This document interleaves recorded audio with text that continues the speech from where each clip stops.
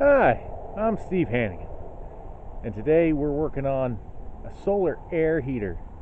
As you can see right there in the background, this is my first build.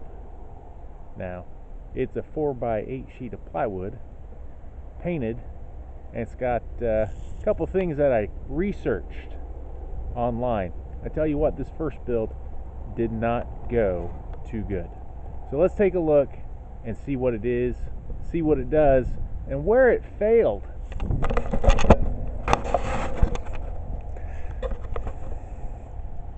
Now, as you can see, this solar air heater is pretty simple. Piece of plywood, painted. This one has a piece of plexiglass on it and some screen, just regular door screen.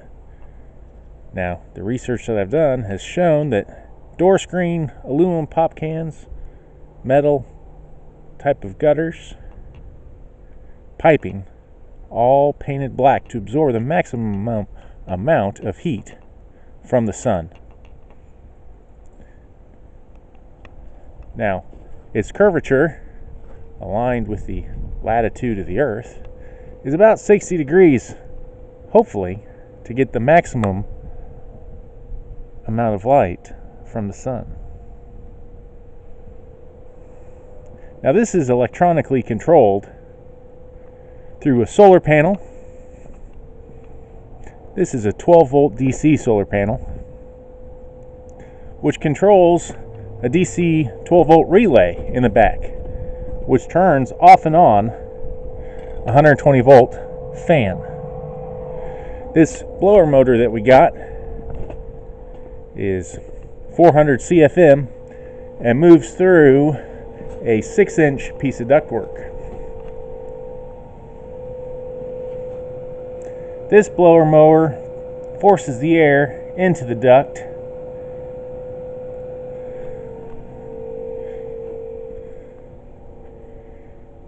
to go through the solar air heater to heat it, and then back out through the exhaust and into my garage on the other side. Getting back to the controls, this is entirely ran by this nice thermostat, which was gratefully donated to us, which controls this receptacle, which goes out here through this electrical box,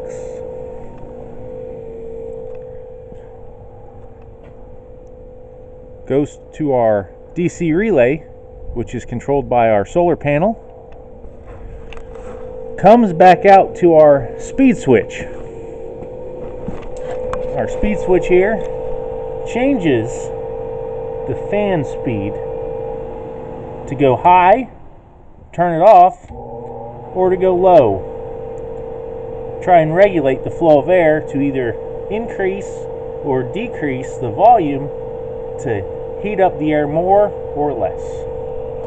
From the speed switch, it comes back over here to your blower motor. Now, I tell you, with all the research I've done, mostly online, because I'm no double E, is that this should have been the best way to create a maximum amount of heat, but it turns out the rise in heat through this 4x8 panel is only about 30 degrees. Now, I'm not sure if you can tell,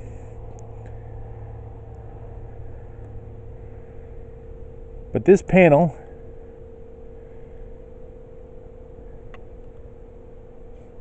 this big panel and a cat that is stepping under me,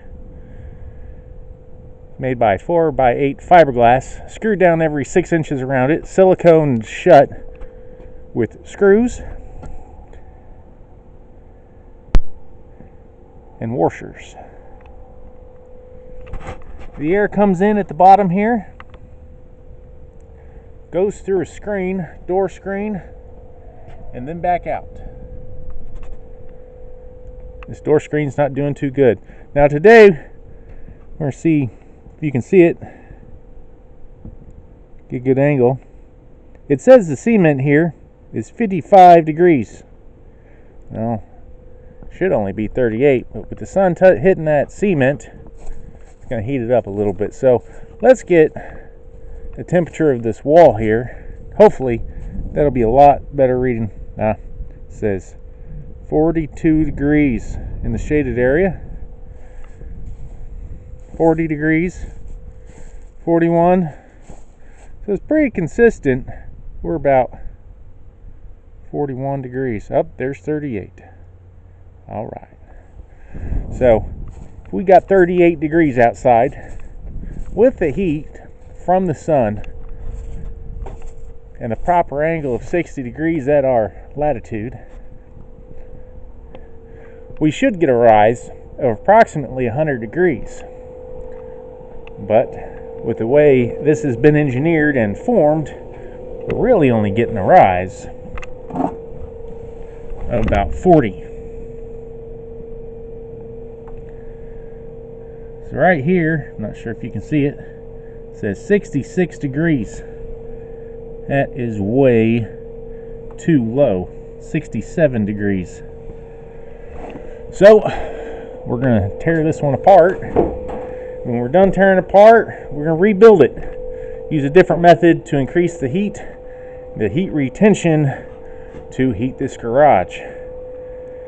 We'll give it 2 or 3 more shots for this renewable heating source for the garage during the winter here in Kansas.